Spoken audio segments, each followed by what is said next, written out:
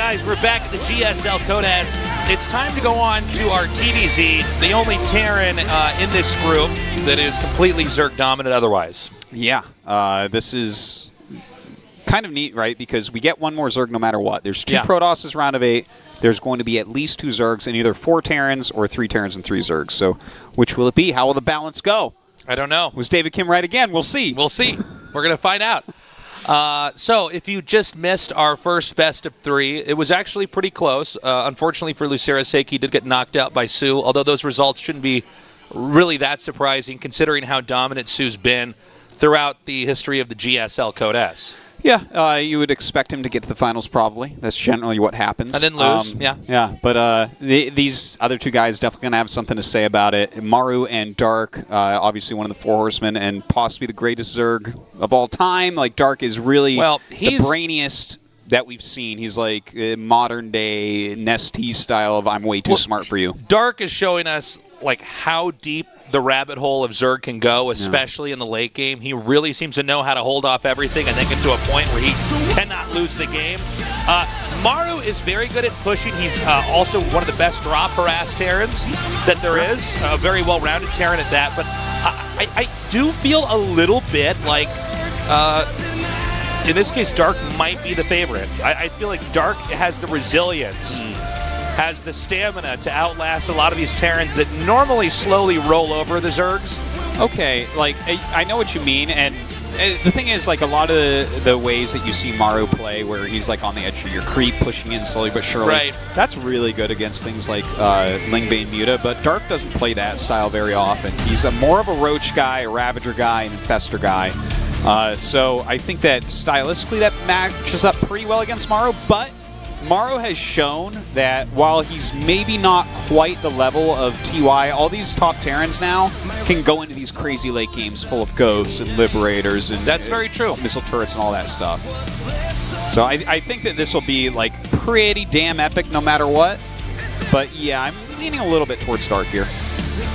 Yeah, the thing is, I think you are correct in the fact that, like, because of the unit composition that Dark goes for, in some ways that does give Terran a little bit more of an edge with drops. But I feel like if you subtract just the unit composition and also draw on the fact that it is Dark, I think he's still okay. Yeah. Because you know he has to deal with drops so much anyways. Yeah. That he's played around it. But we'll see. I mean, anything could happen. Again, this is a best of 3. Map number 1 is going to be on Newkirk Precinct. You can check all your metal items at the door. We're going to the precinct, guys. Take your piercings out, earrings too, belly button rings, everything. And you're going to want to do that before Abyssal Reef also. And once we go into this game, I'll tell you guys a great time that Artosis went to jail. All right, guys, we're going into game number 1, a TVZ, Maru versus Dark. We start war, are you ready to fight?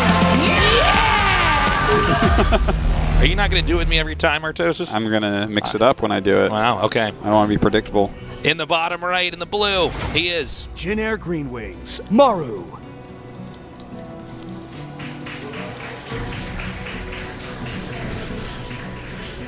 Maru is still not a GSL champion. What a strange statement.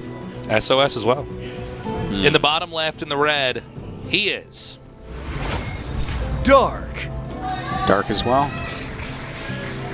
GSL champions are generally pretty greedy. A lot of our champions pick up multiple medals. Well, it is a different kind of tournament. There's not a lot of other tournaments that are similar to this around the world where you have all this time to prep. Yeah. And really think about the maps and how do you want to approach them and the player. Yeah. You know, a lot of the other tournaments around the world, and I love those tournaments as well, but they're different. It's really this, like, marathon. Can you just keep crushing people like you're on the ladder, not losing games? You might not know exactly you're going to face off, 1 to 2 rounds from now because it's just too hard to predict. It's too hard to map out. You can't watch all the games. Yeah. You kind of have to come there equipped with everything and do it day after day after day like we saw at the Intel Extreme Masters in Katowice. It's a very different beast than, GSL takes weeks and weeks and weeks and weeks to finish up. Yeah. It's a lot more different. Of RTS preparation.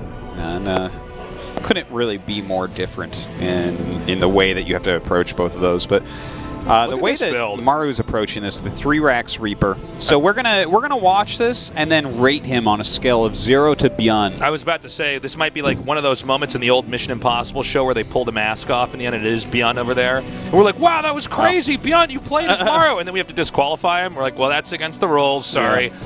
Yeah. And now Beyond, instead of having 2 spots in the round of 8, only has 0. Yeah. But yeah, like, Beyond is the greatest at this, and I'm excited to see, like, obviously Maru feels confident with this build, especially considering Dark almost always does go for very quick gas and pool. Like, not rush style, but before his hatchery almost every single game. And he's going directly right now into Roach Warren. So when we saw this strategy used by Beyond a lot, this was basically before he won the GSL Codes. Artos and me were making a lot of jokes about it because he was the only person who was doing it, but he kept winning games. We were kind of laughing that, like, this probably isn't the right way to play the game. But Beyond's had so much success with this, it seems like it's actually affecting the top-tier meta, even with these other Terrans where everybody's kind of doing it. Now, when Beyond does it, he's doing all these Harlem Globetrotter tricks with the Reapers. He knows exactly when to plant their grenades. Not that Maru's doing a bad job with this, but you can see a little bit of a difference with the execution here comparatively to Beyond. We've seen in the past to the Maru in this game now. Well, yeah, eventually, like, Beyond has these grenades that just, like, pop lings up. Like, even if you surround his Reapers, he doesn't care. But, by the way, one of the games you missed while you were on Tasteless? Yeah. Beyond went 5 racks Reaper. It was hilarious. No oh, my God. Oh, I got to check that out. Yeah, he did that against Rogue. I've only just now started to catch up since I got back to the States after that trip home. But, look, the thing is, he's against Dark here. And he actually is going to 5 racks. We'll see if it is all Reapers. But now that there's Ravagers out and Roaches, now you can grenade them on their way across the map and kite them a little bit. You heal up really quickly as Reapers. Oh, my God. Loses a Reaper there. Yeah, one thing about when you do builds like this with the Reapers is you really don't want to lose any of them. And I know you don't want to lose anything in a fight ever, but if you can control it right, you sometimes can not lose any of them. But if you lose 2 or 3, suddenly that clump of Reapers doesn't have anywhere near the staying power in a fight. It can basically be kind of bulldozed across the map or into whatever position you want them to be in. So this is an odd spot because these are going to get sandwiched here.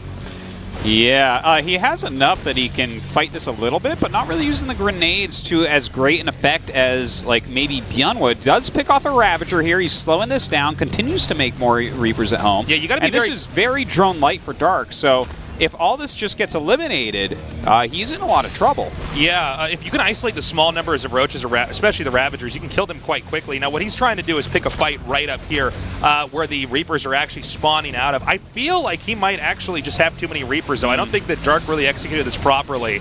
Well, and this is pretty snowbally, I think, at this point in time. It's 34 SCVs against, like, 22 drones. There's, like, slow Roaches on the map, and there's 2 command centers. So everything here is looking terrible for Dark right now. It's funny, we saw initially 1 or 2 Reapers used early on, and since the Beyond Revolution, it's just a point where it's like, why would you stop making these units? They're really fast. If you can isolate 1 or 2 of their units against them, you can win the fight. And of course, you have these grenades, which you can do all sorts of creative things to control areas, as well as bounce certain units into your or away from your proximity, like this. Man, yeah. On the high ground with Roach Ravager, maybe he can hold on right now. But he's so late into his drones. Look at this. He's just now droning up, he's at 25 drones against 41 SCVs. There's 5 racks out for Maru. There's a 3rd command center in the way. There's 2 engineering bays. If Dark wins this game, that would truly be something amazing. Unfortunately, I don't know if he can win this game just based off the position he's in. Terran's not going to stay on Reapers forever. We see Stim coming up here, but the sheer number of Reapers, especially against this unit composition, I mean, they're just faster. They, if they fight this head to head, and don't execute it right, they can lose. This is kind of crazy to see. Oh my God. But yeah, I mean, it's tough for the Zerg to utilize the army he has because he can't get anywhere to do any damage to where the Terran's infrastructure is actually at, like, inside the main, the natural, or the 3rd base that's about to finish up.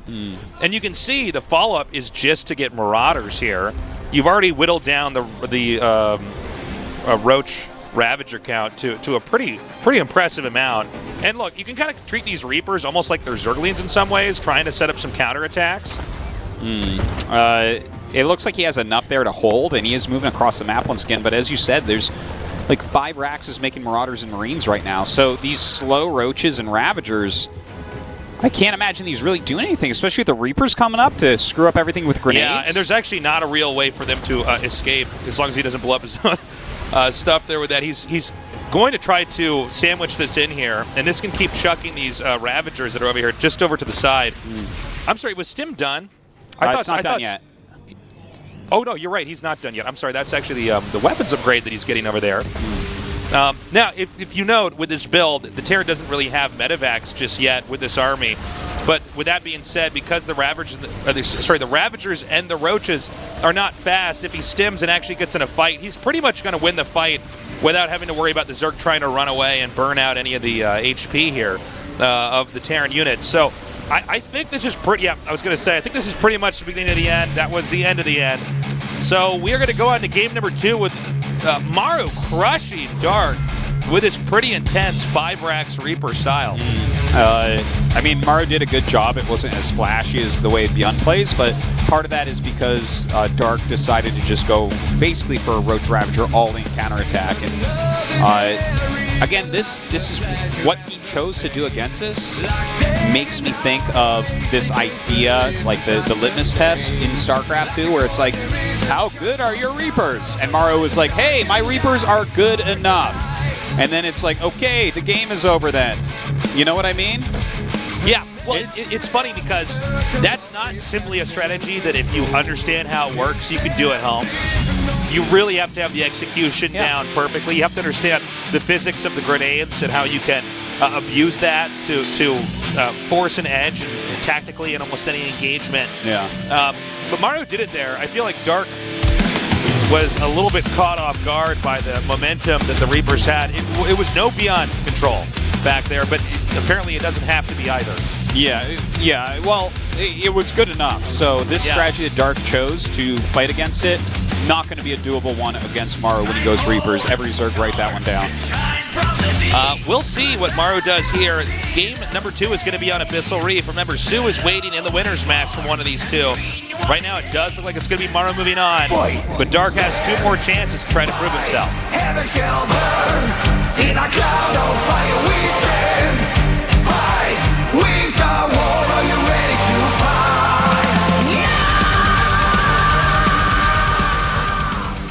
Yeah! In the bottom right, in the blue, our Terran player, he is Jin Air Green Wings, Maru.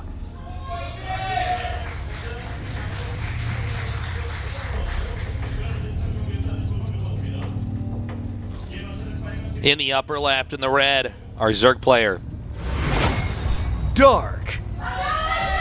Okay, so, sometimes I like to think back into the long, long history of StarCraft 1 and 2 and try to compare modern-day pro gamers to some of the, some of the pros of yesteryear. From Poland. Been to Poland before a few times. I've been there. Fun place. Krakow and Katowice. Great place, great people. Really like. We're down with Progies. Yeah, Progies are good. So he's opening up with possibly a 3-Rax Reaper again. Yeah, well, I was about to say, I don't see any real distinct reasons why it wouldn't be worth it to try that strategy again on this map. Sure. If you note on the last map, it wasn't like there were like a ton of spots where the Reapers can come up and abuse you, and your Roaches are not in position. It's at the point in time where you can kind of just fight head-to-head. And this is one of the interesting things about StarCraft 2 in general, is that despite patches where people are trying to, or in this case Blizzard's trying to curb parts of the meta, or get more units used, it seems almost like in some ways the Reaper could have been used like this for a while, but we had to have the best players in the world actually prove it. Bjorn grinded out not only exactly how to micro Reapers, but how to transition from them as well. And without both those pieces, this strategy would not be anywhere near as good. If Bjorn was never born, I mean, we might not see games like this really at all. This would have probably been viewed as a gimmick and dismissed, and other players would, they'd see you open up with these Reaper builds and say, "Look, you got to do a real build, man. Yeah. If you want to be a good player, you could try that against your friends and lesser players, and it's going to be fun to do." But yeah, Beyond really changed the way that we're seeing this, and now we're seeing Maru mirror a lot of that style here right now. Well, he was always the guy we thought of as far as Micro went before Byun came around and took that crown. Speed gets canceled. Ro.16 goes up. We'll see if he does the same type of attack. I would really doubt it. I think he'll handle it in a different way this game. But before the action gets too crazy, I do want to go back to what I was saying before, where I do like the mental exercise of comparing modern-day pros to guys of the past. Sure. And it just occurred to me, I don't know how this just occurred to me, Maru's style, especially his PVT, reminds me of Iris from StarCraft 1. Oh, wow. That's a really in-depth actual comparison when you think about it, because Maru's like actually a better pro and a more storied pro than Iris ever really was, but Iris was like a finalist and stuff. He was an extremely strong Terran player. But yeah, very, very similar in their aggressive tendencies. Anyways, a lot of Reapers starting to pop out right now. Good creep spread so far to allow these queens to walk around a bit better. Okay, so he's going to come up here. He's doing a little bit of damage here and there. At this point in time, we have, 3 Reapers coming out at a time. The 4th barracks has already started. So when that next set of 3 Reapers get there, that's when the momentum can swing towards the Terran if they do it right.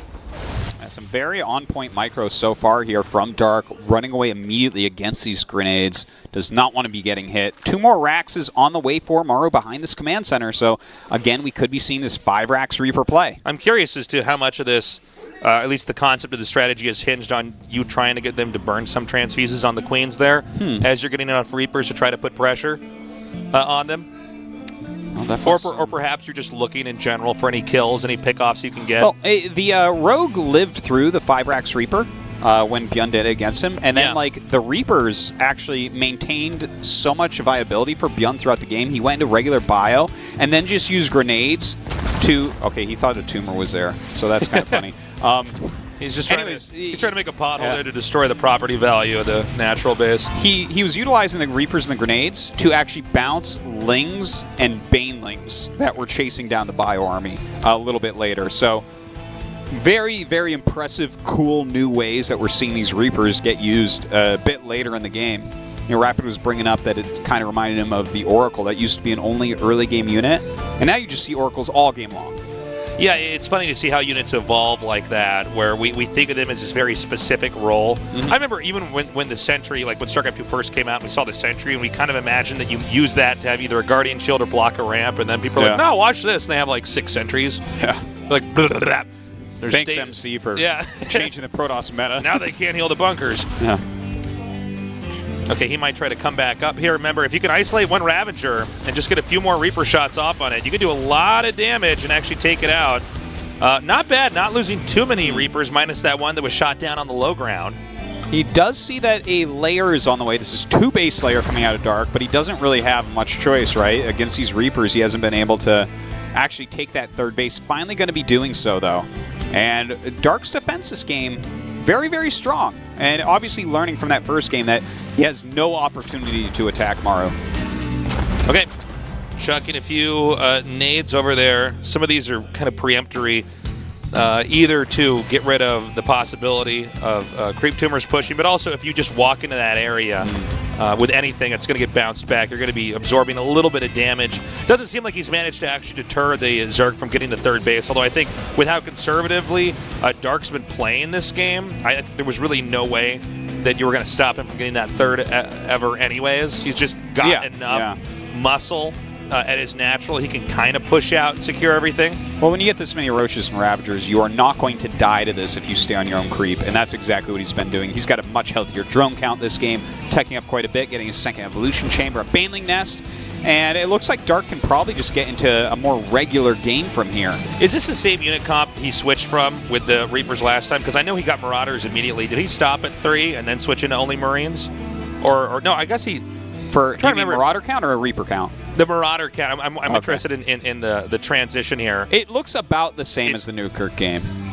This is really cool. So remember, guys, since you get the Reapers early on, you sort of had less Marines and Marauders than you could have had later on, but because these Reapers are putting on so much pressure, the Zerg is having a hard time getting the economic engine really booted up. You're also later on the Medivacs, but interestingly enough, in a fight where Marine Marauder is versus Roach Ravager, all you really have to do is stim and have a fight that you know you can take. and usually before the sim is done, the fight's pretty much decided. Yeah. Now, here comes this big timing attack out of Maru here. The speed upgrade not quite done on these roaches. He stems forward. A lot of corrosive biles coming down. The banelings coming out to try to help. He's just got to gun down those few banelings, and he does. And this is what I was talking about. The fight's pretty much decided. Looks like he might have to stim one more time, but he basically had enough over here. As long as these banelings don't connect properly, and that's all going to come down to the target clicking here from Maru. Dark may be in trouble. Baneling speed is on the way. Some of the banelings connect. Not the perfect connects, but decent there. And it looks like he will finally hold this off. And while he lost a decent amount of lings, banes, roaches, etc., he didn't really lose much of his economy. And because most of those Reapers were taken out, well, not just that, actually, the Marauders and the Marines here as well, that sort of punts the tempo here way behind from Maru. I mean, Dark is in, I think, a lot better shape because of the way he handled that. So he seems to have a very good understanding of just barely how much he needs. But again, this is Maru. He's probably not going to stop with the aggression. We know that he's usually at his best once medevacs come into the game. Yeah. Well, his macro is really going to be rolling at this point as well. He's starting to add some siege tanks, which on this map, you can go mass siege tanks against Zerg and have a very good time as long as they don't have broods yet. But Infestors have popped out now for Dark. Now, when Dark gets Infestor Ravager out, he gets pretty darn scary at that point. There's very few players that can land the types of biles and fungals that he gets off together. Nice kiting here from Maru. Continuing to pull back now. Picks up right before that one Baneling can connect to optimize the damage over there. Dark continuing to expand, and aggressively at that. Maru is still powering up while steadily taking his own third base. So much of the attention on the map has really been devoted to Dark's side of the base that it doesn't seem like Maru as of yet has been able to do a counter, but as I'm saying that, I do see some of these links headed down here. Great job by Dark. Sickest combo right there, and he's going to force a cancel on the third base of Maru at the same time. Very nicely done there by Dark. Dark just tooling over Maru right now. As long as Dark can keep deflecting all of your attacks, he ends up this incredible amount of momentum in the late game. Really making the Terran almost look foolish for trying to attack in. At any point in the game. Yeah. And the thing is, he can play this lighter drone style better than any Zerg on Earth. That is an absolute fact. Like, he can play a macro game with this, like, sub-60 drones. We see this really quite often where he can just hold on because he's got these spellcasters. He knows exactly how to utilize his units to get as much value as you possibly can. A lot of times it's like, it's Terran being cost efficient, but with Dark's games, a lot of times he's the one that has to do that. Okay, a scan over here. Liberation zones being set up, and the siege tank being put into siege mode, but there are too many banelings coming up here. Ooh, retreating here is going to allow a lot of those good siege tank shots to connect with those banes. Yes, definitely some good ones there. Liberators continuing to try to push up. 2 siege tanks really helping out, trying to make it as cost inefficient as possible. Good scans, but as the scans go away, the Infestors come out to play. Wow. You are the greatest, Artosis. Siege tanks edging forward, by the way. Getting closer and closer. Look, basically, Dark is looking for one moment where the Terran army's clumped like it was a second ago up there at the top of the fight, where he can get a good fungal off and possibly rain down corrosive bile, but the splitting's getting pretty good here for Terran. Now, let's see how this counterattack actually goes. Is he going to get the wall, and he's to get on top of that? Oh, my God. That is huge. Yeah, Maru's in a lot of trouble now. Maru's push is going to have to do a hell of a lot if he wants to be able to win this game. It's going to be very tricky for Maru to try to clean that up. With that number of lings, he could pretty much kill off anything that's popping out of the barracks. And some good fungals here. All he has to do is buy time, especially by gunning down these siege tanks with the corrosive biles, which is actually not that hard for their Zerg to do in this position. As long as Zerg doesn't overextend. I love this play over here with the Infested Terrans. Really trying to just do as much damage over there to the longest range units, the tanks. Infested Terrans floating up towards the surface. I love it. We don't get to see that very much on this map, but yeah, Maru trying to push up here. He's been pretty efficient. That was not the most efficient engagement out of Dark, but at the end of the day, he should have enough units popping up to clean this. Yeah, let's see. I mean, I think with the Lings alone, the Marauders aren't going to be that handy, and eventually he can clean up these Liberators, and I think from there, yep, that's it. GG. Dark goes on, bringing us to game number 3. Yeah. very well played by Dark. You know, that first game, he was kind of testing Maru, seeing if he could get away with the early Roach Ravager attack versus some Terrans that might end up working. Maru a bit too good at micro, but when he sits back, just plays the defensive macro game, it looks like this 3 Racks Reaper into 5 Racks Reaper stuff from Maru is not going to end up working. I'm very curious if Maru does this again. He can't. I don't think you can, because you know, Dark is a player who is adapting, and I feel like if Maru does it again this time around, unless he has immaculate Yun-like control, where we discover that in fact you could do something like that with Reapers, it seems like all Dark does is open up the dashboard, switch a few dials, change a few parts out in his build order, and he's got a response. So what does Maru do? Can Maru actually take Dark on in a more orthodox, traditional TVZ? I don't know that he can. Well, it looks like he's seriously thinking about it right now. He took out his headset, was just kind of sitting there, cupping his head into his hands and like thinking with his eyes closed. So I think he's probably going over it. He might have planned to just do like 5 Racks Reaper all night, but Dark right now after that game, if he did. Well, it's such a fresh strat. It's that like maybe people are not ready for it. It's only been used like by Bjorn against Rogue in that other group, right? So I suppose that's true. I just feel like the fact that Bjorn's done this so much throughout the last few GSLs that we've seen, you have to think Zergs have at least some kind of roughly a hard counter for it, at least in concept, not maybe in execution, because you do have to avoid all the grenades and have your army split up correctly. I don't think the Zergs have had as much practice against that, but I feel like against Dark, if Maru actually does open up with 3 Racks into Expo, with Reapers into 5 Racks again, I don't think Dark's going to lose. Oh, no, I don't think so either, and which is why I think he might be thinking so heavily. Thanks for coming down, guys. Hope you're enjoying the games. Got a thumbs up there. What if it was a thumbs down? I'd be like, oh, I'm sorry. Like, boo. Boo. I'm a Lucero fan. But look, I think that Dark has shown such a hard counter to it that even the other Zergs could look at this and be like, okay, well, I know how to make Roaches and Ravagers. You know, I can sit on my creep and defend against this as well. So Maru, I don't know how many times he was planning on using this very aggressive Reaper type of play.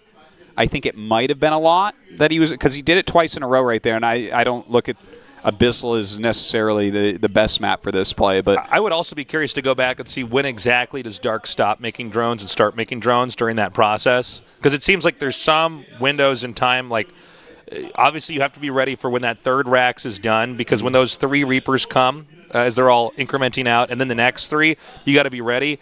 But eventually if the Zerg has balanced out the economy and, of course, has the positioning as well, and then you just have enough Roaches and Ravagers, it seems like you can kind of hold it. That's definitely, if you want to learn, because obviously now, especially with Maru doing this and Bjorn doing this, the latter is all 3 Racks Reaper.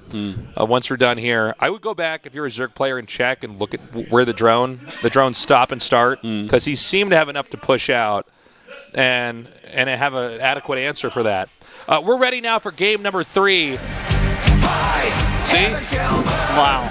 I work here. I know all the things before they happen. Wow, you're so good. We start war, are you ready to fight?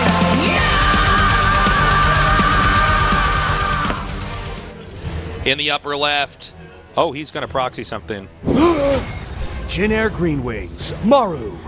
Okay. Maru. So that's a pretty quick SCV sent out there. Dun, dun, dun, dun, dun, dun, dun. In the bottom right. I wonder if this is just getting Marines. proxied. Dun, dun, dun, dun. Dark. The one thing that's kind of funny about it is that Dark, like, I would say over 90% of the time, and I'm not just pulling that number out of nowhere, like almost every game against Terran, he likes to go gas pool. It is rare that he goes hatchery first. That's very true. To do something like proxy Racks Marines, it still can work, or, I mean, if it ends up being Reapers, but it, like, if he isn't making the Lings, you can get to an amount of Marines and kind of like catch them off guard, snowball them there, but I don't know, man, if he's gonna be able to pull that one off. I also wonder what, well, no matter where Maru goes in the series, he's going to have to play more Zergs, but if he's going to keep this up, because I know that Dark is the big Zerg player Maru's probably most scared of. Yeah. By the way, look at this. Because the hatchery comes second, he can put down a bunker that's going to be out of vision. And because everyone knows this is actually probably why he's doing this, is because like other people would maybe have the hatchery finishing a little bit sooner and see this, right? Something like that. But in this case, that is a much later hatchery than other Zergs go for. Don't attack it yet. Don't do it. Do it. Be patient. Yeah, sit right outside. Okay. Okay, it looks like you into can those come in here lings. and maybe bruise this a little bit. Let's be careful not to overextend this. Every Marine is very important. Yeah, every Zergling here as well. He has that first bunker up. Okay, now with the Queen out, it becomes much more tricky for the Terran to do anything too fancy with these Marines. It's very important he gets every shot off there on the hatchery. You don't just want to move command it all the time. The second bunker's going down. Is the Ghost of Select going to enter into this game, and he's going to have a third bunker there? Okay, now no need. Yeah, he cancels that, so it's a Roach War incoming. Remember, you know, the bunker rush for Terran is a bit of a tightrope walk. It's not like you stop the hatch and you're like, oh, now I win. You have to know exactly how long you can keep this position out here and try to keep them at bay and force them to respect your little setup down here. And it is tricky, as you say, right? Because your barracks are across the map, so he's going to have to sit at home and go, like, I guess he could try to go for his siege tank or possibly just Cyclone.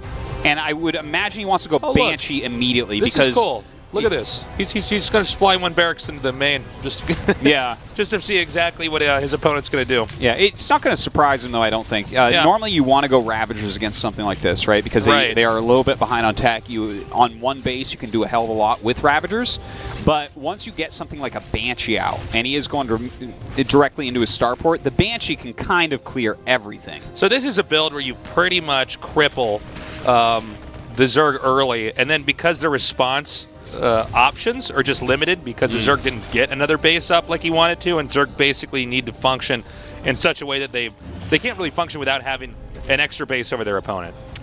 So what you're basically doing to set up here is you're limiting their options, and once you can map out what their response is, you're trying to hard counter it. And that's exactly what he's going for. Look at this. Banshee and Cloak on the way. That is going to be a great counter against Ravagers and Roaches. Well, I think that Dark will kind of know that there's already a plan here. So does he commit across the map? He already has these units. It feels like he needs to. But if he just like loses all these units to a Banshee can easily chase him home, right? Yeah, that is very true. We see 2 drones being made. Just because we have these Zerg units headed northbound over here, I don't think that necessarily means that he is going to try to commit across the map. And I think you're right, Artosis. I think even if he did commit across the map, I don't think it would work out that well. No, and his Overlord's actually checking it, so once he sees that Banshees with Cloaker on the way, I think he probably just turns right around. Yeah, he's taking 3 bases at this point, spreading his creep out, so now he just needs to play kind of a defensive game, make sure the Banshees don't do too much damage, but whatever push Maru ends up bringing out, it's going to be tech-filled, and it's going to be hard to stop. So, we have siege tanks on the way right now, since Terra needs to be ready if Zerg did try to be aggressive. Stim is coming up here as well. Now, because the Zerg isn't just trying to counterattack into the Terran, I think the Zerg still, especially with Dark in this game, has a chance to try to recuperate and come back in a good position in this game. Also, bear in mind that Terran also gets his expansion up a little bit later than you would normally in this game. We see the CC about to land over there on the mini-map. And he has his 3rd CC coming up, so everything should be fine. Multiple spores to block against this Banshee. There is one already in the main base as well. So he's sewn up pretty tight so far. Banshee not getting too much done. So the Banshee's circling around here. I have to say the reaction time here from Dark trying to just get these drones away has been pretty rock solid. Banshee's pretty much out of energy. We have the second one coming in here now. That's going to be used to deny creep tumors. And now the barracks explosion starts for the Terran with the second base operational.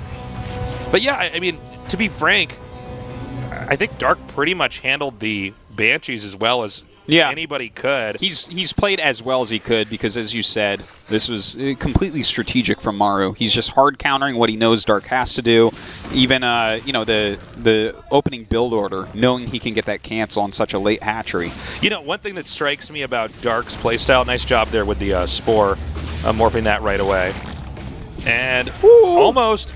One thing that strikes me about it is you look at a lot of Zergs throughout the history of StarCraft 2 as well as StarCraft 1, and they play the game in such a way of you do this, you respond to this, you tech to this, and then you can kill them, right?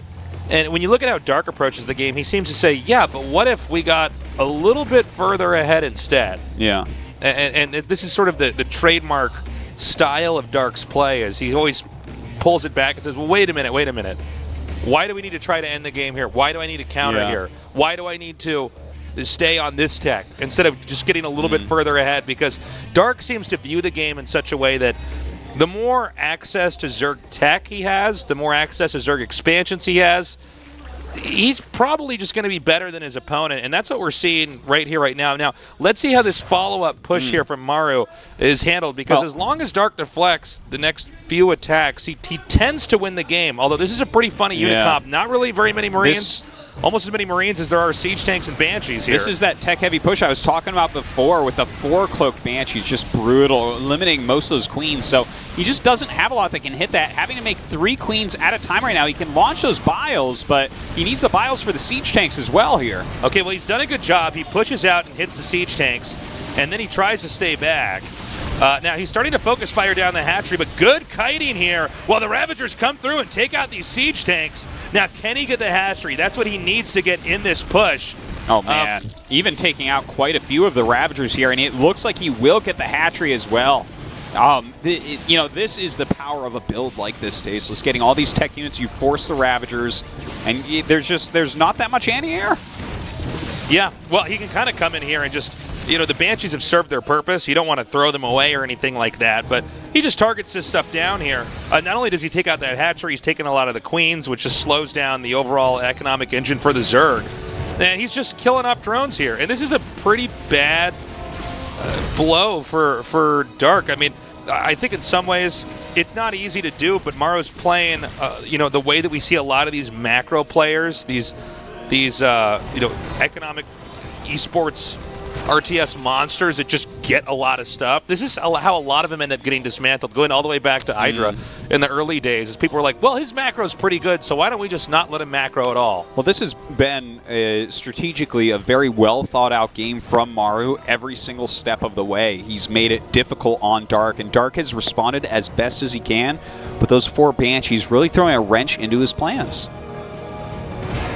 Another follow-up push over here. Now, he doesn't have the Banshees like he had before in this game, so this may not be as easy to execute.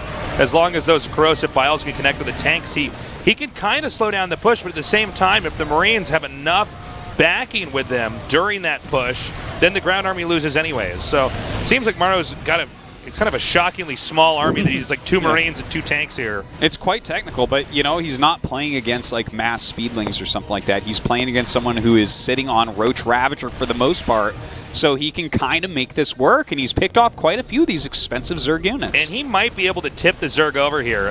He is very close to getting in here. The Infestors are out. They don't have a ton of energy, and that fungal wasn't exactly great. He's now going to rely on these infested Terrans. That's where you just get a position shut up and try to do as much damage all at once to try to drive the Terran back if the Terran's committed too much to a location. But even then, the parade pushing here from Maru might be too much. Way too many units coming in. Maru on 3 bases and 70 SCVs. These Infestors, no energy left over, and GG is called. Wow, nicely done. Maru did it. He did. He did it. No music for him. He did it. He did it. We have no music going on here. Yeah. This is a very different feel. I want you guys just for a moment to appreciate how good the GSL is with music. Mm-hmm. See? There we go. There we go.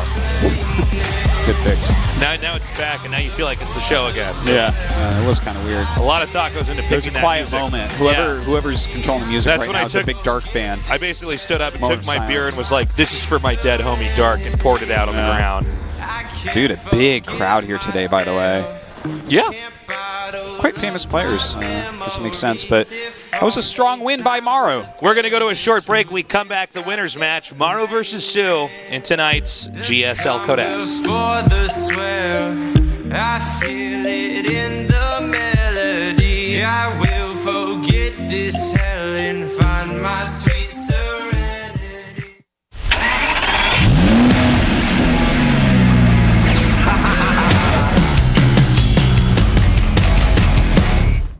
전하에는 에너지.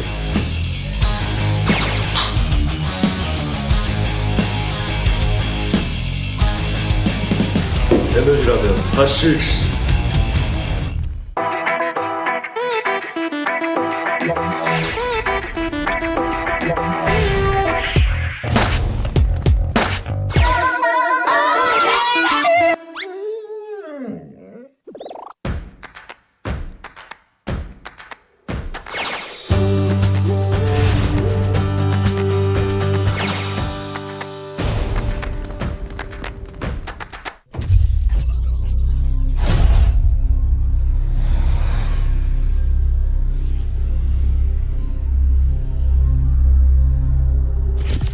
Do your impression. Job's done. Oh, should I do that?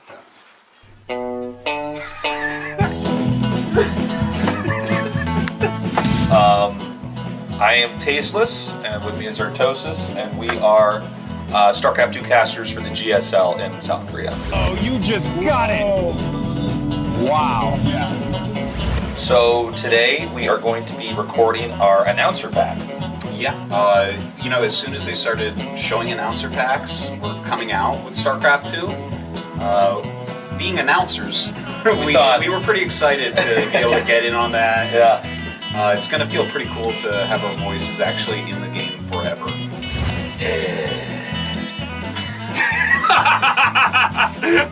Okay, do that again, do that again.